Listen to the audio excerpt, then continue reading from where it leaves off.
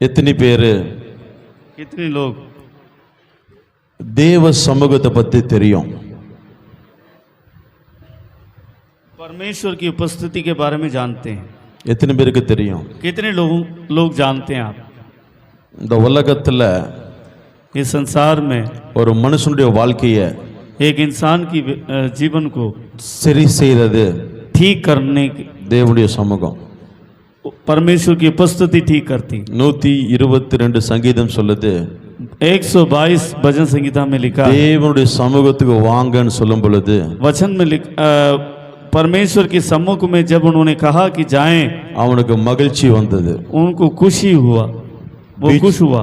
பீச்சுக்கு போறதுனால அல்ல, बीच में जाने से नहीं, ஹோட்டலுக்கு போறதுனால அல்ல, होटल में जाने से नहीं, சினிமா தியேட்டருக்கு போறதுனால அல்ல, सिनेमा थिएटर में जाने से नहीं, வேலைக்கு போறதுனால அல்ல, काम पे जाने से नहीं, தேவனுடைய சமூகம் परमेश्वर की उपस्थिति அவருடைய வாழ்க்கைக்கு மகிழ்ச்சி கொடுத்தது. उसकी जीवन के लिए खुशी दिया। 122 சங்கீதம் சொல்லுது, 122 भजन संहिता में लिखा है, அவனுடைய அலங்கத்துக்குள்ள சமாதானமும் उसके शहरपना के भीतर शांति, அவனுடைய அரண்மனைக்குள்ள சுகமும் கிடைச்சது. हाँ, उसके महल में चंगाई भी था। தேவனுடைய சமூகத்துக்கு வந்தா अगर आप प्रभु की उपस्थिति में आते हैं, மகிழ்ச்சி, खुशी मिलेगी, சமாதானம், शांति मिलेगी, ஆரோக்கியம்.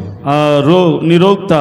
122 சங்கீதம் 122 भजन संहिता 9வது வசனம் சொல்லுது, 9 आयत में लिखा है, கர்த்தருடைய ஆலயத்தின் நிமித்தம் परमेश्वर के भवन के निमित्त உனக்கு நன்மை உண்டாக தேடுவேன்.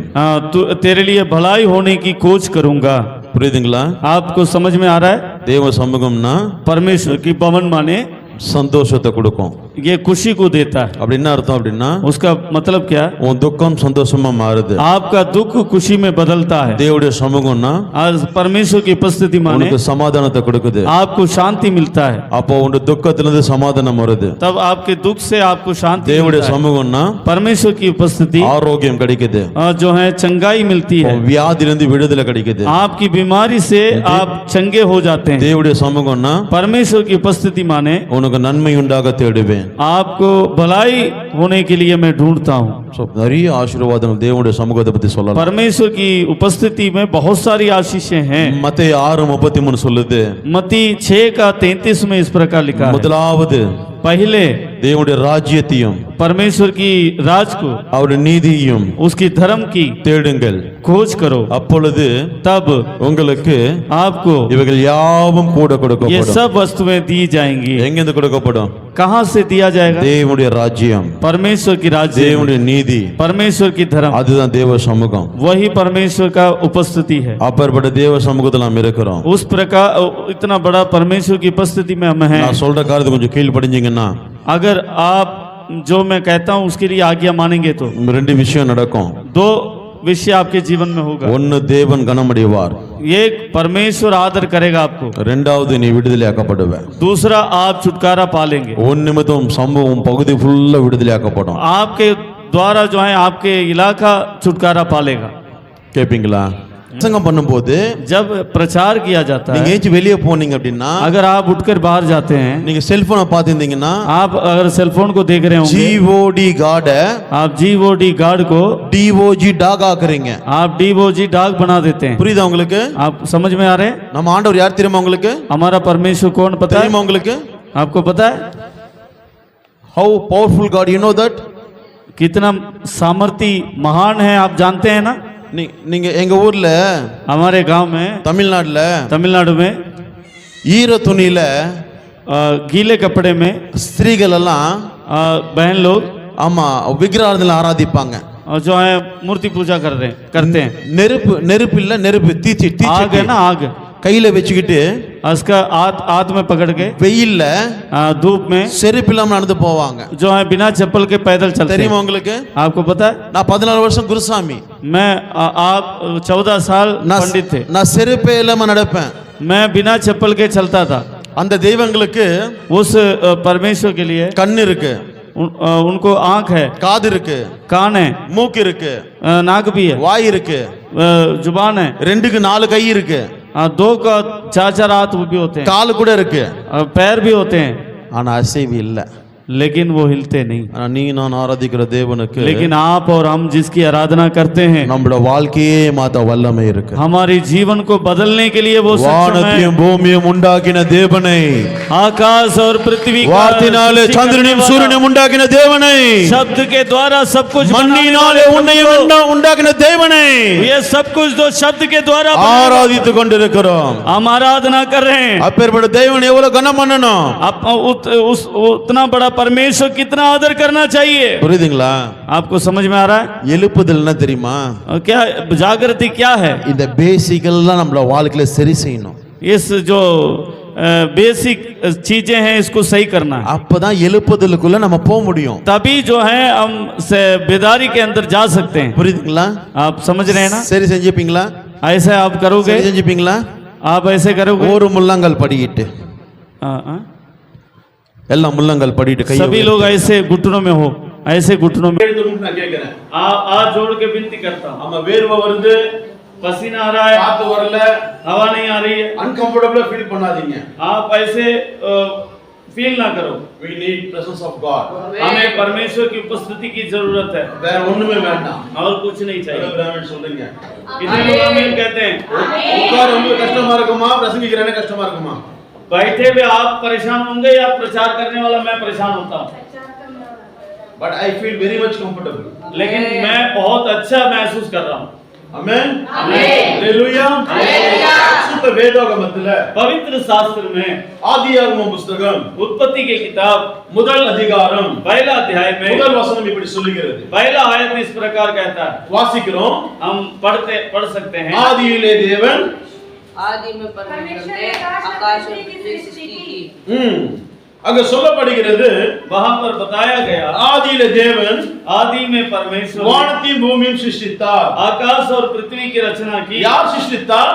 किसने रचना की? வசனம் சொல்லுது सृष्टि की प्रभु ने का वचन में बताता है, தேவன் परमेश्वर வானத்தையும் आकाश को பூமியையும் पृथ्वी को சிருஷ்டித்தார். सृष्टि किया। பரிசுத்த வேதாகமத்துல पवित्र शास्त्र में 43ஆம் அதிகாரம் ஏசாயா எழுதின புத்தகம் यशाया 43 अध्याय में इस प्रकार लिखा है। 7வது வசனத்தை வாசிச்சீங்கன்னா अगर 7वीं आयत को आप पढ़ेंगे तो அங்க வசனம் இப்படி சொல்லுது. वहां पर वचन में इस प्रकार लिखा है, சத்தமா யாராவது ஒருத்தர் இந்தியில வாசிங்க. कोई भी एक जन जोर से पढ़े। जो मेरा कहलाता है, जिसको मैंने अपनी महिमा के लिए सृजा, जिसको मैंने रचा और बनाया है। என் அன்பு தேவஜனமே, हे मेरे प्रिय प्रभु के लोगों, முதல் ஆதியாகமம் 1:1ல पहला उत्पत्ति की किताब पहला आयत में தேவன் வானத்தையும் की, இங்க நம்ம பார்க்கும் பொழுது ஏசாயா 43ஆம் அதிகாரம், यहाँ पर जब हम देखते हैं यशाया 43 अध्याय, நான் என் மகிமைக்கென்று मैं अपनी महिमा के लिए சிருஷ்டித்து உருவாக்கிய जिसे सृजा और रचा, என் நாமம் தரிக்கப்பட்ட जो मेरे नाम को लिए हुए लोग हैं, யாவரை கொண்டு வா என்பேன். अरे को जो मेरा कहलाता है। முதல் வசனம் சொல்லுது, पहला वचन में लिखा है, இப்போதும் யாக்கோபே, अब हे याकूब, உன்னை சிருஷ்டித்தவரும் जो तुझे सृष्टि किया, உன்னை உருவாக்கினவரும் ஆகிய तुझे जो रचना किया उसने, இஸ்ரவேலே, तेरा रचने वाला என் அன்பு इस्राएल। தேவஜனமே, हे मेरे प्रिय प्रभु, ஆதியிலே தேவன் வானத்தையும் பூமியையும் சிருஷ்டித்தார். शुरुआत में आदि में परमेश्वर ने आकाश और पृथ्वी की रचना की। எனக்கு ஒரு சந்தேகம் இருந்தது. मुझे एक शक था या एक डाउट था। என்ன சந்தேகம் அப்படின்னா, कौन सा शक है? இரண்டாவது வசனம் சொல்லுது, दूसरा आयत में लिखा है, பூமியானது जो पृथ्वी है ஒழுங்கின்மையும் बेडोल வெறுமையுமாய் இருந்தது. वो जो है खाली था। புரியுதுங்களா? समझ में आ रहा है? தேவன் சிருஷ்டித்த परमेश्वर ने जिसकी रचना की, வானமும் பூமியும் आकाश और पृथ्वी, ஒழுங்கின்மையா वो जो है ठीक नहीं था, बेडोल था, வெறுமையா वो खाली था, இருந்தது. ऐसा था। புரியுதுங்களா? வெறுமை, खालीपन, ஒழுங்கின்மை, बेडोल था, இருள், अंधकारा था। மூணு காரியம் 3 प्रकार की बातें தேவன் சிருஷ்டித்த परमेश्वर ने जिसे बनाया, வானத்து மேலும் பூமி மேல இருந்தது. आकाश और पृथ्वी के ऊपर था। என்ன இருந்தது? क्या क्या था? சொல்லுங்க. आप बताइए। நம்பர் 1 पहला कार्य ஒழுங்கின்மை, बेडोल, நம்பர் 2 दूसरा வெறுமை. जो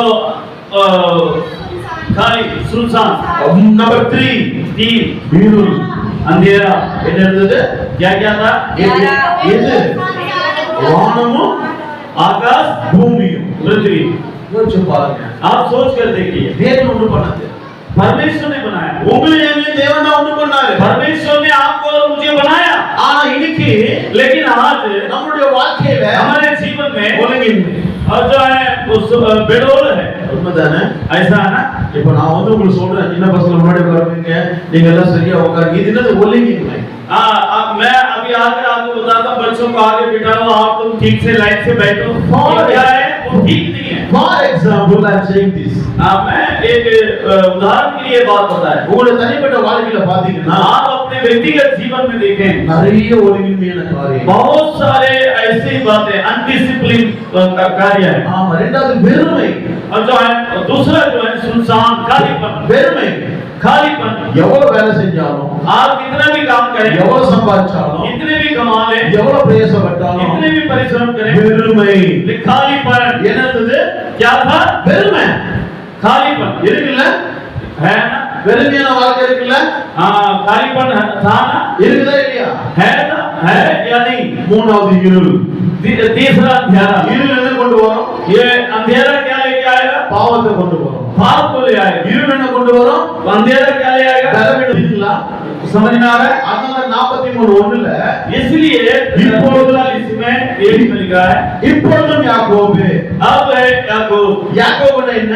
याकूब माने क्या है? பரிசுத்த வேதம் சொல்லுது पवित्र शास्त्र में लिखा है, ஏமாத்துக்காரன், धोखा देने वाला, பொய்யன், वो झूठ बोलने वाला, கள்ளன்.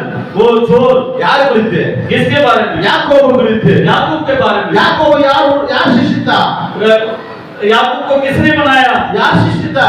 किसने बनाया? யார் வானத்தின் பூமியும் சிருஷ்டித்தாரோ அவர்தான் யாக்கோபு சிருஷ்டித்தாரு. जिसने आकाश और पृथ्वी की रचना की उसने ही बनाया। பைபிள் சொல்லுது, बाइबल में लिखा, ஆதியிலே தேவன் और आदि में परमेश्वर வானத்தின் பூமியும் சிருஷ்டித்தா. आकाश और पृथ्वी की रचना அது की। ஒழுங்கின்மையா இருந்தது, वो बेडौल था, வெறுமையா இருந்தது, वो काली था, இருள் இருந்தது. उसके ऊपर अंधेरा இந்த था। யாக்கோபையும் தேவன் தான் சிருஷ்டித்தா. தேவன் சொல்றாரு. ये याकूब को परमेश्वर ने ही सृष्टि किया, लेकिन वो प्रभु कहता है। யாக்கோபு என்ன அர்த்தம்? याकूब माने कौन है? ஏமாத்துக்காரன். वो धोखा देने वाला। யாக்கோபு என்ன அர்த்தம்? याकूब का मतलब क्या பொய் है? பேசுகிறவன். वो झूठ बोलने वाला। யாக்கோபு என்ன அர்த்தம்? याकूब का मतलब क्या? அவன் திருடுகிறவன். वो चोरी करने वाला। ஒரு சொம்புக்குள்ளுக்காக एक कटोरी दाल के लिए தன் சகோதரனுக்கு புத்திர சுகார பாகத்தை திருடினான். जो है अपने भाई से जो है एकलौता पुत्र का जो अधिकार है, उसको पहलौता अधिकार को उसने அவங்க அம்மாவுடைய வார்த்தையை கேட்டு उसकी मम्मी के शब्दों को सुनकर தன் சகோதரனுடைய अपने भाई का ஆசீர்வாதங்களை பிடுங்கினான். आशीर्वाद को छीन लिया। பெத்த தகப்பன்கிட்ட போய் சொன்னான். अपने पिता से जाकर कहा। ஆனா வசனத்தை நம்ம பார்க்கும் பொழுது அன்பு தேவஜனமே, लेकिन वचन को जब हम देखते हैं मेरे प्रिय लोग, நல்லா கவனிச்சீங்க அப்படின்னா अगर आप अच्छी तरह ध्यान देंगे तो you will see the difference in your life. आप अपने जीवन को बदलता हुआ You देखेंगे। will see the glory of your life. आप परमेश्वर की महिमा को अपने जीवन में, You will see the deliverance of your life. आप अपने जीवन में छुटकारे को You देखेंगे। will see the blessings of God in your life. आप परमेश्वर की आशीषों को अपनी जिंदगी में देखेंगे। வசனம் சொல்லுது, वचन में लिखा है, ஒழுங்கின்மையா இருந்த பூமி மேல, ये जो अनडिसिप्लिन था या बेडौल था, வெறுமையா இருந்த பூமி மேல, वो पृथ्वी सुनसान थी, இருள் இருந்த பூமி மேல अंधेरे की जो थी, தேவ ஆவியானவர் परमेश्वर இறங்கி வந்து वो उतर कर आकर ஜலத்தின் மேல அசைவாடினார். जल के ऊपर वो मंडरा रहा था। என் அன்பு தேவஜனமே, ये मेरे प्रिय प्रभु के எப்போ பரிசுத்த ஆவியானவர் இறங்கி வந்தாரோ, जब पवित्र आत्मा उतर कर आया, எப்போ இந்த பூமி மேல அசைவாடினாரோ, जब वो पृथ्वी पर उनके ऊपर मंडलाया, மூணாவது வசனம் சொல்லுகிறது, तीसरे आयत में लिखा है, தேவன் வெளிச்சம் உண்டாக கடவுள் என்று சொல்லி परमेश्वर ने कहा कि रोशनी हो जाए, तो வசனம் சொல்லுது, वचन में लिखा है வெளிச்சம் உண்டாயிற்று. रोशनी हो गया, उजाला हो गया।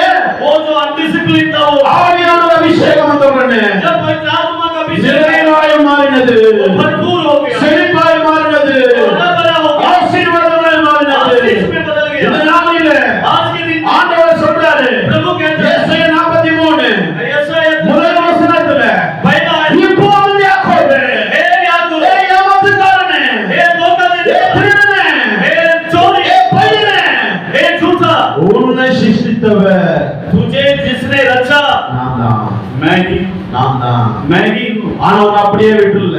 लेकिन मैं तुझे ऐसे- வானத்தின் பூமியின் சிருஷ்டித்தவர் நான் தான். आकाश और पृथ्वी की रचना मैंने की, அது ஒழுங்கின்மையா இருந்தது, वो बिल्कुल ठीक नहीं था, வெறுமையா இருந்தது, वो खाली था, இருள் சூழ்ந்திருந்தது. अज्ञाता था, நான் என் பிரசன்ஸை அனுப்பிச்சு விட்டேன், लेकिन मैं अपनी उपस्थिति को பரிசுத்த ஆவியை அனுப்பிச்சு விட்டேன். मैं पवित्र आत्मा को भेज दिया, அதெல்லாம் சரியாயிடுச்சு. वो सब कुछ ठीक हो गया। உன்னை யாக்கோபே, हे तुझे भी है, நான் சிருஷ்டித்தேன், मैं नहीं बनाया, ஆனா உன்னை உருவாக்கினேன், मैं नहीं तुझे रचा, உன்னை உருவாக்கினேன். तुझे रचा। எத்தனை பேர் இந்த மாலை வேளையில कितने लोग शाम के समय இந்த எழுப்புதல் கூட்டத்துல इस बेदारी की शाम உருவாக்க விரும்பப்படுறீங்க? अब बनाया சொல்லுங்க, இயேசுவே, हे यीशु, என்னை உருவாக்குங்க. प्रभु मुझे बना, பரிசுத்த ஆவியானவரே, हे पवित्र आत्मा என்னை உருவாக்குங்க. मुझे बना, ஓ தேவனுடைய வார்த்தையே हे पवित्र என்னை உருவாக்கட்டும். मुझे बना। எத்தனை பேர் கேட்க போறீங்க? कितने लोग मांगते हैं, எத்தனை பேர் கேட்க போறீங்க? कितने लोग मांगने जा रहे हैं, கேட்க போறீங்க? कितने लोग मांगने जा रहे हैं? இது சத்தியம் அல்ல. ये सत्य नहीं है। இது நான் வேதத்துக்குள்ள போல अब मैं बाइबल के अंदर गया ஒரு नहीं, சின்ன காரியத்தை உங்களுக்கு புரிய வைக்கும்படி एक छोटी सी बात को आपको பரிசுத்த ஆவியின் இருந்து தேவப்பட்டதுனால पवित्र आत्मा मेरे हृदय உங்களுக்கு में வெளிப்படுத்துறேன். आपको मैंने बोल இந்த दिया। யாக்கோபு ये याकूब தாயோட பேச்சை கேட்டு माँ की बातों को सुनकर தன் தகப்பனிடத்துல अपने पिता के पास ஏசாவுடைய மார்வேஷத்தை போயிட்டு போறான். ये सब के तरफ बदल के वो पहुंचा, ஆமா, அவன் ஆதாரத்தை கொடுத்துட்டு वो आधार को दिया, அவனை ஆசீர்வதிக்க போறான். उसको आशीष करने जा रहा है। யாக்கோபுடைய தகப்பன் ஈசாக்கு கேட்கிறாரு, याकूब का पिता इसहाक पूछ रहा है, இந்த இந்த இந்த சத்தம், ये जो आवाज है, இந்த வாய்ஸ், ये जो ध्वनि है, आवाज है, இது யாக்கோபு மாதிரி இருக்குது, ये तो याकूब की तरह है, இது ஏசா கிடையாது. ये तो ऐसा नहीं है। இவன் சொல்றான், ये बता रहा है, இல்ல இல்ல நான் ஏசா தான். ये कहता नहीं नहीं मैं एसाऊ ही हूं। பெத்த தகப்பன் கிட்ட अपने पिता से போய் சொல்றான். झूठ बोल रहा है। கொஞ்ச நேரத்துல थोड़ी देर में ஏசா வரான், ये सा है, சமைச்சு எடுத்து வரான். वो जो बनाया वो लेके आया, அவன் கிட்ட கேக்குறான், उससे वो मांग रहा है, இப்பதான் நான் பிளஸ் பண்ணிட்டேன், अभी तो मैंने ब्लस किया है, நான் ஆசீர்வதிச்சிட்டேனே. मैंने तो आशीष कर दिया। உடனே எங்க அம்மா तुरंत इसकी माँ இந்த ஊரை விட்டு போயிடு, इस शहर को छोड़ के चले जाओ, உங்க அண்ணா உன் மேல கொலை வெறியில இருக்கிறான், अब तेरा भाई तुझे मारने पर तुला हुआ है, அவன் கண்ணுல மாட்டின अगर उसकी नजर में आ गया உன்னை கொன்னே போட்டுருவான். तुझे मार ही डालेगा। உங்க அப்பாவுடைய மரணத்துக்காக அவன் பொறுமையோடு இருக்கிறான். आज जो है वो तेरे पिता के मरने का इंतजार कर रहा है। நீ எங்க எங்க அண்ணனுடைய வீட்டுக்கு போயிடு, तू मेरे भाई के घर चला जा, லாபான் வீட்டுக்கு போயிடு. लाबान के पास चला जा। ஆமென். हमें யாக்கோபு குறித்து இன்னொரு விஷயம் சொல்லுது, याकूब के बारे में और एक बात कहता है, அவன் கூடாரவாசி. वो जो है तंबू में रहा करता था, கூடாரவாசி. वो तंबू में रहता था, घर पे रहता था। அவனுடைய வாழ்க்கையில उसके जीवन में முதல் முறையா पहली बार में கூடாரத்தை விட்டு, अपने तंबू को छोड़कर, தாயை விட்டு, माँ को छोड़कर, தகப்பனை விட்டு, पिता को छोड़कर, ஆமா அந்த ஊரை விட்டு उस शहर को छोड़कर நடந்து போறான். जा रहा है। ஆதியாகமம் 28ஆம் அதிகாரத்தை நீங்க வாசிச்சீங்கன்னா, எடுக்க வேண்டாம், வாசிச்சீங்கன்னா अगर आप उत्पत्ति 28 अध्याय அவன் ஒரு पढ़ेंगे, வனாந்தரத்துக்கு நடந்து போறான். वो जो है जंगल में चलता हुआ जा रहा है, அவனுடைய வாழ்க்கையில ஒரு வெறுமை வருது, उसकी जिंदगी में खालीपन आ रहा है, அவனுடைய வாழ்க்கையில ஒரு ஒழுங்கின்மை வருது, उसकी जीवन भी सुनसान हो चला, அவனுடைய வாழ்க்கையில ஒரு இருள் வருது. उसकी जिंदगी में एक अंधेरा छा गया। நான் சொல்லல, मैं नहीं कह रहा हूँ, வேதம் சொல்லுது. बाइबल में लिखा है, யாக்கோபு நடந்து போய் கொண்டிருக்கும் பொழுது जब याकूब पैदल चल रहा था, சாயங்காலம் ஆனதினாலே, जब वो अंधेरा हो गया, இருள் சூழ்ந்ததினாலே, वो अंधेरा होने से அங்கே ஒரு கல்லை எடுத்து தன் தலையில வைத்து படுத்து நித்திரை செய்தார் என்று சொல்லி वहां पर एक पत्थर को लेकर सिरहाना बनाकर वो सो गया करके, நல்லா தூங்குறான், अच्छी तरह सो रहा है, நல்லா தூங்குறான். अच्छी तरह सो रहा है। இப்போ பரலோகம் வேலை செய்யுது. अब जो है स्वर्ग काम कर रहा है, தூங்குறவனுக்கு சொப்பனம், जो सो रहा था उसको उसको स्वप्न आ रहा है। என்ன சொப்பனம்? क्या स्वप्न? ஒரு ஏணி एक सीढ़ी வானத்திலிருந்து இறங்கி இருக்குது. स्वर्ग से उतरा हुआ, आकाश से उतरा हुआ। தேவதூதர்கள் ஏறுகிறதும் तो स्वर्गदूत जो है उतर रहे हैं, चढ़ रहे हैं, ஏறுகிறதுமாய் பார்க்கறான். उतर रहे हैं और चढ़ रहे हैं। உச்சில ஆண்டவர் உட்கார்ந்து இருக்கிறத பார்க்கறான். वो जो है ऊपर जो है प्रभु को बैठा हुआ देखता है। ஆண்டவர் அவனோட கூட பேசுறத பார்க்கறான். परमेश्वर उनसे बात कर रहा है, ये भी देख रहा है। ஆண்டவர் சொல்றாரு, प्रभु कह रहे हैं, நானு मैं உன் தகப்பனுடைய தேவன், मैं तेरे पिता का परमेश्वर, ஆபிரகாமின் தேவனும் अब्राहम का परमेश्वर, ஈசாக்கின் தேவனுமாய் इसहाक का परमेश्वर। நீ பயப்படாத. तू डरना नहीं। கிழக்கிலும் पूर्व में, மேற்கிலும் पश्चिम में, வடக்கிலும் उत्तर में, தெற்கிலும் दक्षिण में, இந்த பூமியில इस நீ पृथ्वी पर பரம்புவ. तू फैल जाएगा। ஆண்டவர் சொல்றாரு, प्रभु कहता है, உன் தகப்பன் தேசத்துக்கு तू तेरे पिता के देश से திரும்ப வர பண்ணுவேன். तुझे वापस में लौटा लाऊंगा। நான் உன்னை ஆசீர்வதிக்க போறேன். मैं तुझे आशीष देने जा रहा हूं। சாதாரண ஆசீர்வாதம் கிடையாது. वो साधारण आशीष ஒரு नहीं, பலத்த ஆசீர்வாதத்தினால एक बड़ा आशीष உன்னை है। ஆசீர்வதிக்க போறேன். मैं तुझे आशीष करूंगा। நிறைய காரியத்தை சொல்றாரு. बहुत बातों को बता रहा है, சொல்லிட்டு சொல்றாரு, बताकर बताता है। 28:15 अब 28 के 15 में, நான் உனக்கு சொன்னதை मैं जो वचन तुझे बताया हूँ, சொன்னதை செய்யும் அளவும் जब तक पूरा ना करूं, உன்னை கைவிடுவதில்லை. मैं तुझे छोड़ने का नहीं। ஆண்டவர் சொல்லி முடிக்கிறார். परमेश्वर बताकर कदम करते हैं। உடனே எழுந்திருக்கிறான். तू तुरंत उठ गया वो। அவன் அந்த ஸ்தலத்தை பார்த்துட்டு जब उस जगह को उसने பயப்படுறான். डर रहा है, ஐயோ, हाय, இது தேவனுடைய வீடு அல்லாமல் ये तो परमेश्वर का घर ही है வேற ஒன்றும் இல்ல. और कुछ नहीं है। தலைக்கு விழுந்த கல்ல जो सर के नीचे था, நிக்க வச்சு उस पत्थर को खड़ा किया, எண்ணெயை வார்த்து उसमें तेल डाला, ஏன் பெத்தேன்ற கனெக்ட் பண்ணி तेल नाम रखा, செவிக்காக நிக்கிறான். वो प्रार्थना करना शुरू किया। நீங்க आप, நான் போகிற இடத்துல जब मैं जा रहा हूँ, உண்ண ஆகாரமும் खाने के लिए खाना, குடுக்க தண்ணீரும் जो है पीने के लिए पानी, உடுக்க உடையும் पहनने के लिए कपड़े எனக்கு கொடுத்து अगर मुझे देकर என்னை ஆசீர்வதித்து आप मुझे आशीष என்னை देंगे, நடத்துவீரானால் मुझे अगुवाई நீங்க करेंगे, என்னெல்லாம் எனக்கு கொடுக்குறீங்களோ आप जो कुछ आप मुझे देंगे, எல்லாவற்றிலுமே सब चीजों से நான் தசமமாக கொடுப்பேன். मैं दशांश दूंगा। ஒரு ஜபம், एक प्रार्थना, ஒரு பிரதிஷ்டை, एक ஒரு ஆராதனை, एक आराधना, ஒரு அர்ப்பணிப்பு, एक समर्पण, ஒரு பொருத்தனை. एक मन्नत। யாக்கோபுடைய வாழ்க்கையில याकूब की जिंदगी, யாக்கோபுடைய வாழ்க்கையில याकूब की जीवन, யாக்கோபு யாரு? याकूब कौन है? யாக்கோபு யாரு? याकूब कौन है? ஏமாத்துக்காரன், वो धोखा देने वाला, பொய் சொல்றவன், वो झूठा है, ஏமாத்துறவன். वो धोखा देता है। ஆண்டவரோட பிராமிசம் கொடுக்கிறாரு. लेकिन परमेश्वर இவன் பயப்படுறான், ये डरता है, ஓ நடுங்குறான், वो कब செபிக்கிறான், वो प्रार्थना कर रहा है, ஒப்பு கொடுக்கிறான். समर्पण कर रहा है। ஆமென் சொல்லுங்க. आमीन बोलिए, அல்லேலூயா சொல்லுங்க. हालेलुया बोलिए। 32ஆம் அதிகாரத்தில் வரும் பொழுது अगर जब आप 32 अध्याय में யாக்கோபு याकूब தன் தகப்பனுடைய தேசத்துக்கு திரும்பி வருகிறான். अपने पिता की देश में वापस आ रहा है, நிறைய ஆசீர்வாதத்தோட, बहुत आशीषों के साथ, நிறைய வேலையாட்களோட, बहुत लोगों चाकरों के साथ, வெள்ளியோடும் பொன்னோடும், वो सोना और चांदी के साथ, கழுதையோடும் ஒட்டகங்களோடும், वो जो है भेड़ बकरियों के साथ, ஆடுகளோடும் மாடுகளோடும், भेड़ बकरियों के साथ, பிள்ளைகளோடும் மனைவிகளோடும், बच्चों के साथ, बकरियों के ஐயா साथ, வெறுமையாய் போனவன் वो बिल्कुल खाली गया, நிறைவாய் திரும்பி வரான். लेकिन बहुत भरपूर तरीके இப்போ ஒரு से ஸ்தலத்துல ஜெபிக்கிறதுக்காக காத்திருக்கிறான். अब एक जगह में प्रार्थना करने के लिए தேவதூதன் நெருங்கி வராரு. स्वर्गदूत उतर कर आता है। தேவதூதன் இவங்க நல்லா பேசுறாங்க. स्वर्गदूत और ये दोनों बात कर रहे हैं, டைம் ஆயிடுச்சு. टाइम हो गया। இப்ப யாக்கோபு கேக்குறாரு, अब याकूब कह रहा है, தேவதூதன் போறேன்னு சொன்னா स्वर्गदूत कहता है जा, யாக்கோபு சொல்றாரு, याकूब कहता है இல்ல இல்ல இல்ல இல்ல, नहीं नहीं नहीं नहीं, என்னை ஆசீர்வதித்தால் ஒழிய अगर आप मुझे आशीष नहीं உன்னை देंगे போக விடு. मैं तुझे छोड़ूंगा नहीं। ஐயோ ஆல்ரெடி ஆசீர்வாதம் தான் இருக்கிறான். अब पहले ही आशीष में तो है, மறுபடியும் ஆசீர்வாதத்தை கேட்கிறான். वो दोबारा आशीष मांग रहा है। இப்போ இவ தடி அடிக்கிற தேவதூதன் परमेश्वर इसके जान को पकड़ रहा है, அவன சுருக்கிடுச்சு. उसका जान में वो कमी हो गई, அந்த வலியை கூட அவன் பார்க்கல. वो अपने दर्द को भी देख लिया। நீர் ஆசீர்வதித்தால் ஒழிய प्रभु जी अगर आप आशीष உம்மை போக விடு. मैं आपको छोड़ूंगा नहीं। தேவதூதன் கேட்கிறாரு, स्वर्गदूत पूछ रहा, வாட்ஸ் யுவர் நேம்? तुम्हारा नाम क्या है? உன் பேர் என்ன? तुम्हारा नाम क्या है? உன் பேர் என்ன? तुम्हारा नाम क्या है? அவன் சொல்றான் ये कहता है யாக்கோபு. याकूब। என்னது? क्या है? யாக்கோபு. याकूब। தகப்பன் கேட்டான் வாட்ஸ் யுவர் நேம்? अब पिता अपने पिता ने पूछा நீ ஏசா இல்ல யாக்கோபு மாதிரி இருக்க. तू तो एसाव नहीं है, याकूब அவன் कहता है। சொல்றான்.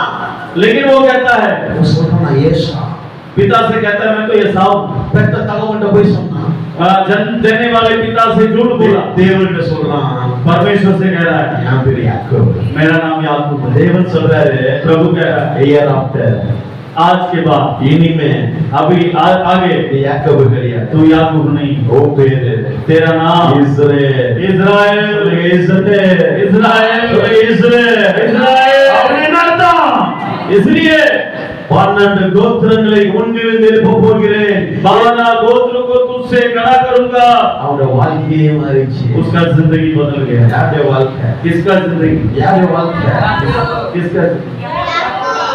என்ன என்ன காரணம் சொல்லுங்க பாப்போம். आप बताइए कारण क्या है? எதனால மாறிச்சு? क्यों बदल गया? எதனால மாறிச்சு? क्यों बदल गया? நோ.